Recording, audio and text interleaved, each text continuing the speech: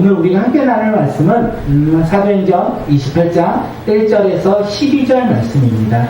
신약성경 페이지 236페이지입니다. 사도행전 28장 1절에서 10절 28장 1절에서 10절 말씀 신약성경 페이지 236페이지입니다. 서로 교독하도록 하겠습니다. 우리가 구조된 후에 안즉 그 성은 멜기데라 하더라. 비가 오고 날이참에 원주민들이 우리에게 특별한 동정을 하여 불을 피워 우리를 다 영접하더라. 바울이 나무 한 묶음을 거두어 불에 넣으니 뜨거움으로 말미암아 독사가 나와 그 손을 물고 있는지라. 원주민들이 그 짐승이 그 손에 매달려 있음을 보고 서로 말하되 진실로 이 사람은 살인한 자로다. 바다에서는 구조를 받았으나 공의가 그를 살지 못하게 하리로다 하더니 바울이 그 짐승을 불에 떨어버리매 조금도 상함이 없더라. 그들은 그가 붙든지 혹은 갑자기 쓰러져 죽을 줄로 기다렸다가 오래 기다려도 그에게 아무 이상이 없음을 보고 돌이켜 생각하여 말하되 그를 신이라 하더라. 이 섬에서 가장 높은 사람 보블리오라 하는 이가 그 근처에 토지가 있는지라. 그가 우리를 영접하여 사흘이나 친절히 머물게 하더니 보블리오의 부친이 열병과 이질에 걸려 누워있더니 바울이 들어가서 기도하고 그에게 안수하여 낫게 하매 이러므로 성 가운데 다른 병든 사람들이 와서 고침을 받고 함께 읽도록 하겠습니다. 또한 예로 우리를 대접하고 떠날 때에 우리 쓸 것을 배에 실었더라. 아멘. 오늘 꿈꾸는 예배 오신 모든 분들을 주님의 이름으로 환영하고 사랑합니다. 또한 우리가 이 어려울 때에, 이 고난의 때에 주님이 찾으시는 한 사람이 바로 오늘 우리가 되었으면 좋겠습니다. 우리가 코로나19를 살아가면서 어려움이 많이 있지만 그 가운데 우리가 묵묵히 믿음의 길을 걷는 주님이 찾으시는 한 사람, 또한 하나님의 말씀을 듣고 우리 삶 가운데 순종하는 믿음의 한 사람, 그리고 우리의 마음 가운데 오직 하나님 한 분만을 바라보며 살아가는 믿음의 한 사람이 바로 오늘 우리가 되길 바라겠습니다.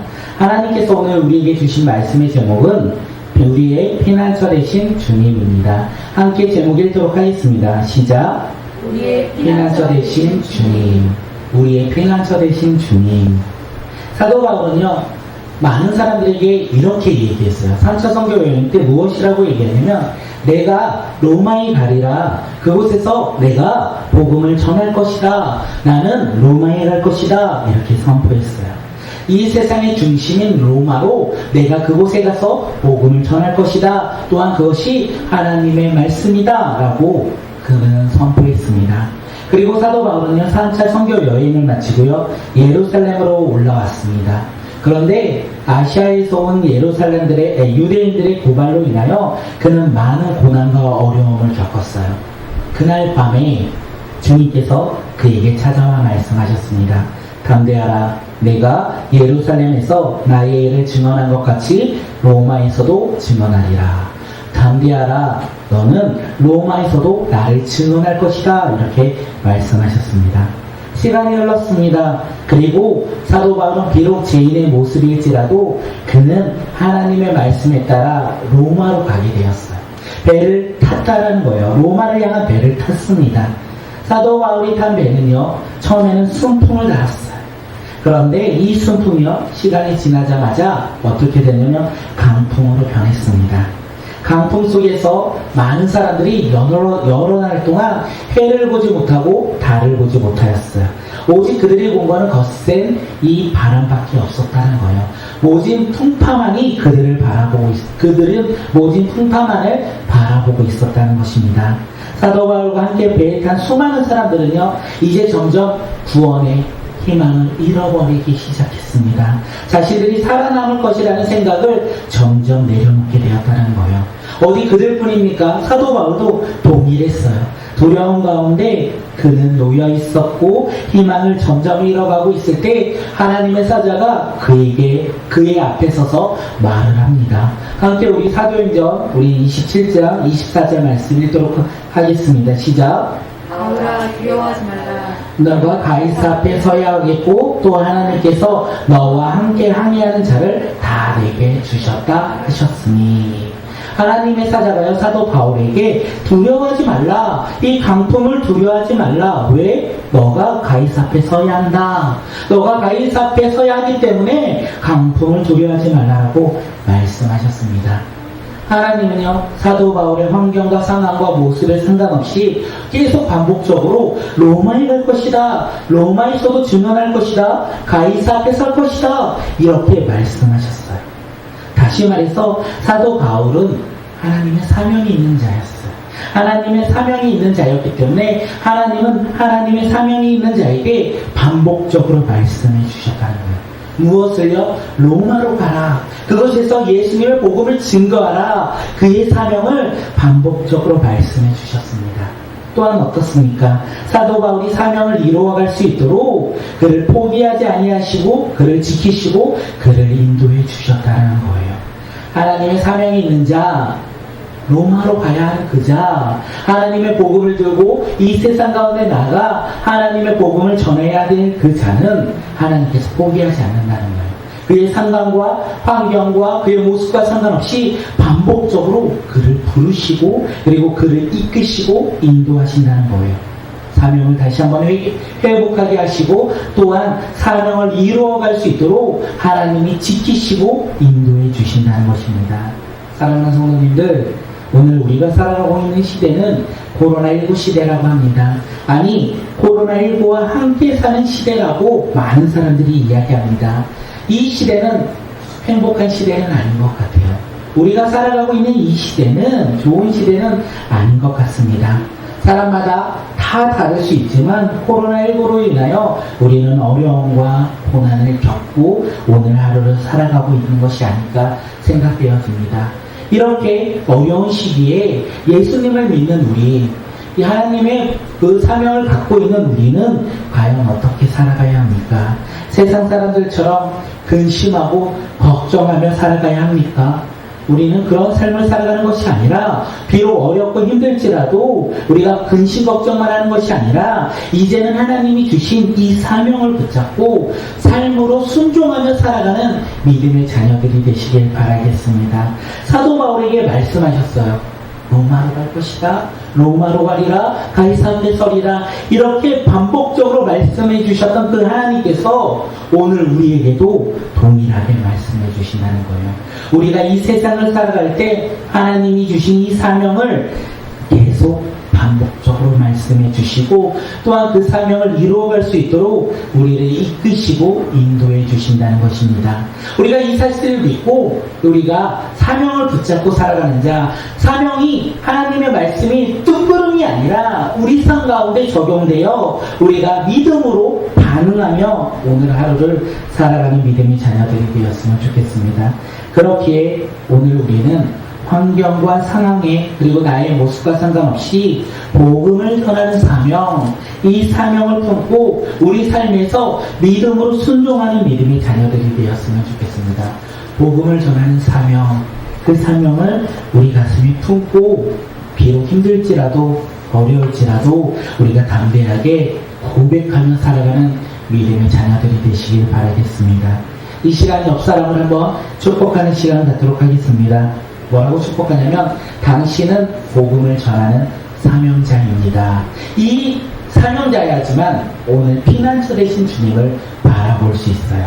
우리 함께 옆 사람을 보며 한번 고백하겠습니다. 손을 뻗고 우리 함께 축복하겠습니다. 당신은 복음을 전하는 사명자입니다. 시작. 당신은 복음을 전하는 사명자입니다. 나는 복음을 전하는 자 사명 아니고 당신만 복음을 전하는 사명자 아니죠. 우리 함께 복음을 전하는 사명자입니다. 오늘 제목이 뭔지 아십니까? 오늘 제목은요, 우리의 피난처 되신 주님이에요. 나의 삶에 피난처 되신 그 주님을 깨닫는 자가 누군지 아십니까? 복음을 전하는 사명자가 나의 삶에 피난처가 바로 주님이라는 것을 깨달을 수 있습니다. 오늘 말씀을 통하여 그 깨달음이 임하고 그 말씀을 통하여 우리가 변화되는 놀라운 일들이 일어나길 바라겠습니다. 사도 바울 일행이 탄 배는요, 강풍의 위기 가운데 하나님이 말씀하신 것처럼 배는 파손되었지만 이 배에 타고 있던 276명 단 한 사람도 빠짐없이 무사히 멜리데 섬에 도착을 했습니다. 사도 바울 일행이 이 도착한 멜리데 섬 뜻이 무엇인지 아십니까? 멜리데 섬, 가나안어로서 뜻이요 피난처라는 의미가 있습니다. 피난처라는 뜻이 있다는 거예요. 다시 말해서 멜리데 섬, 이 섬은요 사도 바울과 그의 일행을 위해서 하나님이 준비하신 피난처였다는 거예요. 강풍 속에서 하나님이 예비하신 피난처가 바로 이 멜리데 섬이었다는 것입니다. 하나님이 준비하신 이 피난처, 이 멜리데 섬에 도착한 276명이요 구원의 기쁨을 고백하고 하나님께 감사했을까요? 살아남은 것에 행복을 누리며 그들이 이 섬에 도착하여 하나님께 고백했을까요? 그렇지 않아요. 그들은요 몇 날 며칠 동안 강풍과 싸웠습니다. 그리고 멜리데 섬에 도착하고 그 섬에 들어올 수 있도록 그들은 그 항구에서 바다에서 수영을 하고 지금 멜리데 섬으로 올라왔습니다. 그들의 모습은 어떤 모습일 것 같습니까? 불쌍하고 이렇게 이 불쌍하고 가엾은 모습으로 거지 중에 산거지 같은 모습으로 그들이 멜리데 섬에 올라왔다는 거예요. 그런데 지금 계절이 언제인지 아십니까? 지금 계절이요 11월 초예요. 추운 날씨 속에 있다는 거예요. 그들이 추운 날씨 속에 몇 날 며칠 강풍 속에 있었고 그리고 이 섬에 올라오려고 수영을 하고 힘들게 이 섬에 올라왔다는 거예요. 이 11월 초에. 그런데 아침에 일어났을 때 하늘에서는요 정말 안타깝게도 지금 비가 내리고 있다는 거예요. 이 멜리데 섬에 도착한 276명은요 쉬운 말로 추위에 떨고 있다는 거예요. 더 쉬운 말로 지금 개처럼 이 추위에 떨고 있는 모습이 이 하나님의 피난처 멜리데 섬에 도착한 276명입니다. 지금 이들에게 필요한 것은 무엇일까요? 이들에게 필요한 것은 금일까요? 은일까요? 이 세상의 뭐 명품일까요? 아니라는 거예요. 이들에게 필요한 것은 오직 하나예요. 추위로부터 이겨낼 수 있는 따뜻한 불이었다는 것입니다. 그런데 안타깝게도 사도 바울 일행에게 이 추위를 녹일 수 있는 따뜻한 불은 허락되지 않았습니다. 왠지 아십니까? 그들은 불을 갖고 있지 않아요. 그리고 그들이 서 있는 이 섬은요 낯선 섬이에요. 누구를 기대하거나 누구에게 도움을 요청할 수 있는 환경이 아니라는 거예요. 오직 낯선 곳의 두려움과 추위가 그들 가운데 가득 있을 뿐이라는 것입니다. 사도 바울이 강풍 속에서 살아남고 지금 있는 이 피난처라는 뜻을 가진 이 멜리데 섬, 이 멜리데 섬에 하나님의 피난처로 도착을 했어요. 그런데 사실 하나님의 이 강풍이랑 강풍 속에 있었던 자신들의 모습과 하나님이 예비하신 이 피난처의 모습은 별반 차이가 없었다는 것입니다. 오늘 우리의 삶도 그렇지 않습니까? 하나님의 말씀에 따라 살아간다라고 고백할지라도 우리 삶 가운데 고난과 환난과 어려움은 동일하게 있지 않습니까? 하나님을 믿고 하나님의 말씀에 따라 내가 순종하며 살아갈지라도 우리는 어려움 가운데 놓여있는 것이 아닙니까? 하나님의 피난처라고 우리가 생각하며 그 말씀에 따라 순종하며 나아갈지라도 우리 삶 가운데 있는 것은 고난과 환난이 아닙니까? 그런데 그것이 끝이 아니라는 거예요. 그런데 이게 놀라운 시작이라는 거예요. 하나님의 반전이 여기서부터 시작된다는 거예요. 하나님의 반전은 하나님의 예비하신 피난처에서부터 자신들이 할 수 없다는 것을 깨달은 그 순간부터 이루어져 나간다는 것입니다. 멜리데 섬의 원주민들이 이제 276명을 보고 그들을 도와주기 시작합니다. 그들에게 필요했던 이 불을 피워주었습니다. 또한 그들을 돌봐주었다. 이렇게 성경은 이야기하고 있어요. 사도 바울의 일행이 전혀 자신들의 생각으로 행하지 못하고 바라보지 못했던 이 기대하지 못했던 일이 지금 일어나는 것입니다. 그리고 사도 바울의 일행이 원주민들의 따뜻한 배려와 그리고 섬김을 받고 있는 가운데 이 한 사건이 일어나요. 이 사건, 그 사건이 무엇인지 아십니까? 우리 사도행전 우리 28장 3절 말씀 함께 읽도록 하겠습니다. 시작. 바울이 나무 한 그릇을 가두어 불에 넣으니 뜨거움으로 말미암아 독사가 나와 그 손을 물고 있는지라. 사도 바울이요 이제 불을 계속 피우고자 나무를 갖고 왔어요. 나무를 한 묶음 갖고 오고 그 나무를 뜨거운 물에 넣었을 때 뱀이 그곳에 한 마리가 있었습니다. 뱀이 뜨거움을 이기지 못하고 뛰쳐나와 사도 바울의 손에 달라붙었습니다. 그리고 사도 바울을 물었어요. 지금 독사가 이 사도 바울의 이 손을 문 것을 원주민들이 보았다. 그렇게 이야기합니다. 그리고 원주민들은 서로 이야기합니다. 이 사람은 틀림없이 살인자일 거야.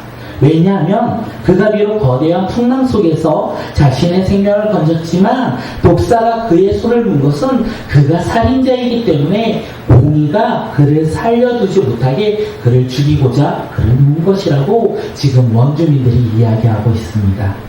그리고 원주민들은요, 이제 곧 독사에 물린 이 사도 바울의 몸에 독이 퍼져나갈 것이야. 그리고 그는 죽을 것이야. 이건 틀림없는 사실이야. 이렇게 생각합니다.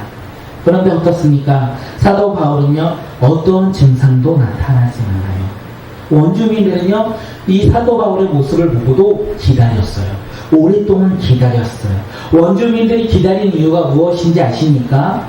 자신들의 신념 때문에 그래요. 자신들의 생각 때문에 그래요. 왜냐하면 독사에 물리면 죽어야 돼요. 왜냐하면 그것이 바로 공이야. 사도 바울은 살인자이기 때문에 지금 자신들이 믿는 신이 그를 심판한 거야. 그래서 그는 붙든지 갑자기 쓰러져 죽을든지 그는 둘 중에 하나가 될 것이야. 그러면서 오랫동안 기다렸다는 거예요. 그런데 오랫동안 기다려도 사도 바울은 아무런 증상이 나타나지 않습니다. 그러면서 원주민들이 점점 생각해요.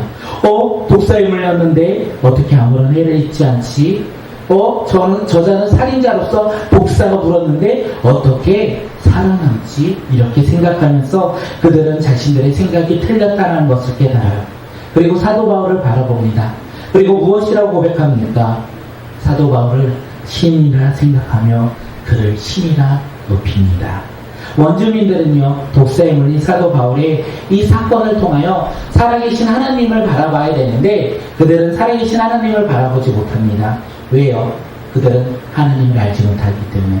그렇게 원주민들은 사도 바울을 신이라 생각합니다. 자신들의 방법대로 사도 바울을 생각한다는 거예요. 그런데 이것 또한 하나님께서 놀랍게 말씀하신 것이에요. 이것 또한 하나님께서 예비하신 사건이라는 것입니다. 우리 함께 출애굽기 7장 1절 우리 말씀 함께 읽도록 하겠습니다. 시작. 여호와께서 모세에게 이르시되 볼지어다 내가 너로 바로에게 신같이 되게 하였은즉 내 형 아론은 내 예언자가 되리라. 바로 앞에서 모세를 신으로 높여주겠다고 하나님께서 말씀하셨어요. 그 말씀하신 하나님께서요, 지금 멜리데 섬의 원주민들에게 사도 바울을요, 신처럼 높여주셨다라는 거예요. 하나님은 사도 바울을 신처럼 높여주셨다. 왜 높여주셨겠습니까? 사도 바울을 왜 신처럼 높여주셨겠습니까? 이유는 간단합니다. 복음을 전하고자. 복음을 전할 수 있도록 사도 바울을 높여주셨다는 거예요. 우리가 이 말씀을 붙잡고 우리 삶에 한번 적용하면 좋을 것 같아요. 하나님은 분명 사람을 높은 자리로 세워주신다는 거예요. 하나님의 백성을 높은 자리로 세워주시는데 왜 하나님의 높은 자리로 사람을 세워주시겠습니까? 이유는 간단해요. 하나님의 일을 할 수 있도록 우리를 높은 자리로 세워주셨다, 올려주셨다는 거예요. 그런데 우리는 어리석은 자녀 아닙니까? 높은 자리에 올라가면 올라갈수록 우리는 어떤 생각을 합니까? 내가 열심히 노력했지, 내가 그동안 최선을 다했지, 그래서 내가 높은 자리에 올라갔지, 이렇게 생각하고 있는 것이 아닙니까? 그래서 우리도 모르게 하나님께 영광을 드려야 할 그 자리에서 우리도 모르게 하나님의 영광을 나의 영광으로 바꿀 때가 얼마나 많이 있습니까? 사랑하는 성도님들, 오늘 우리의 자리는 어디에 있습니까? 우리의 자리는 어디에 있습니까? 우리 가정과 우리의 직장과 우리의 삶의 다양한 모습 가운데 우리의 자리는 어디에 있습니까? 우리의 자리는요, 동일해요. 복음을 전하는 자리. 그 복음을 전하는 자리가 바로 오늘 우리의 자리라는 거예요. 그렇게 세상의 자리가 높고 낮음이 중요한 것이 아니라는 거예요. 우리가 서 있는 그 자리가 하나님을 증거하는 자리가 되어야 된다는 거예요. 그리고 우리가 그 자리에서 하나님을 바라보며 하나님의 말씀에 따라 순종하며 복음을 전하는 것, 하나님께 영광을 올려드리는 자리가 바로 오늘 우리의 자리라는 것입니다. 하나님께서는요, 지금 사도 바울을 높이셨어요. 왜냐하면 그가 그곳에서 복음을 전해야 되기 때문에 그렇습니다. 사도 바울이 지금 독사에 물렸어요. 그런데 죽지 않았어요. 해를 입지 않았어요. 그래서 원주민들은 신이라 칭함을 했어요. 이 소문이요, 지금 원주민들에게 다 전해졌다는 거예요. 그 섬에 지금 전해졌다는 거예요. 이 소문을 들었어요. 한 사람이 들었는데 어떤 사람이 들었냐면 이 멜리데 섬에서 권력이 가장 높은 사람, 재물이 가장 많은 이 보블리오가 이 낯선 사람 사도 바울의 소문을 들었어요. 어떤 소문입니까? 독사에 물렸으나 조금도 상하지 않았다는 이 소문을 들었어요. 그리고 그도 사도 바울을 신이라고 생각했을 수도 있을 것 같습니다. 그래서 이 신여인 이 사도 바울이라면, 독사에 물려도 죽지 않고 상하지 않는 이 사도 바울이라면 지금 자신의 집에 있는 아버지, 열병과 이질에 걸려 아픈 가운데 투병 중에 있는 이 아버지가 고침을 받고 치료되지 않을까 생각했습니다. 그래서 그는 사도 바울의 일행을 자신의 집으로 초대합니다. 그리고 사도 바울은요, 그 아버지를 붑니다. 열병과 이질에 걸려 목숨이 경각에 달린 그 아버지를 보고 그에게 다가가 기도하고 안수했습니다. 그때 어떤 놀라운 역사가 일어납니까? 오늘 성경은요, 그 보블리오 부친이 치유되었다, 낫게 되었다, 이렇게 이야기합니다. 그동안 열병과 이질에 걸려 목숨이 위태했던 이 보블리오의 아버지가 지금 사도 바울의 기도와 안수로 말미암아 치유되었다라고 성경은 이야기하고 있습니다. 사도 바울이 어떤 마음으로 이 아버지 앞에 나아갔을까요? 사도 바울이 어떤 마음으로 기도하고 안수했을까요? 사도 바울이 나는 독사에 물려서 죽지 않아. 그리고 많은 사람들이 지금 나를 신이라 여겨. 나를 신이라 얘기해. 나는 신 같은 사람이기 때문에 내가 기도하고 안수하면 그의 병이 나을 것이야 라고 생각하며 기도하고 안수했을까요? 아니요. 사도 바울은 그러지 않았어요. 많은 사람들이 자신을 신이라 칭하는 그 순간에 그는 자신을 바라보지 아니하고 하나님을 믿고 하나님의 능력을 의지하고 병든 자를 두려워하지 않고 믿음으로 나아가 병든 자에게 기도하고 안수했을 때 하나님께서 사도 바울을 통하여 일하셨다는 것입니다. 사도 바울은 자신의 높은 지위를 누리며 나아갔던 것이 아니라 하나님을 의지하고 하나님의 능력을 믿으며 나아가 병든 자를 치료했다는 것이에요. 나도 아픈데, 오늘 이 시간 나도 아픈데 하나님께서 나를 치유해 주시면 좋을 것 같은데, 나를 기도하고 안수해서 내가 나으면 좋을 것 같은데, 이런 마음이 있지 않습니까? 그런데 하나님은 하나님의 때에, 하나님의 방식에 아픈 자를 치유한다는 거예요. 만약에 오늘 우리가 아픈데 치유되지 않는다고 하나님은 살아계시지 않아, 이렇게 실망할 필요가 없습니다. 왜냐하면 우리가 하나님을 만나는 그때에 우리의 아픔은 모두 다 치유받을 것이기 때문에 그렇습니다. 우리가 이것을 어떻게 하냐면 예수님께서 말씀하셨어요. 예수님께서 마가복음 16장 18절에서 이렇게 말씀하십니다. 함께 읽도록 하겠습니다. 시작. 뱀을 집으며 무슨 독을 마실지라도 해를 받지 아니하며 병든 사람에게 손을 얹은즉 나으리라. 예수님께서 제자들에게 말씀하셨던 이 사건이, 이 말씀이 지금 사도 바울을 통하여 역사했다는 거예요.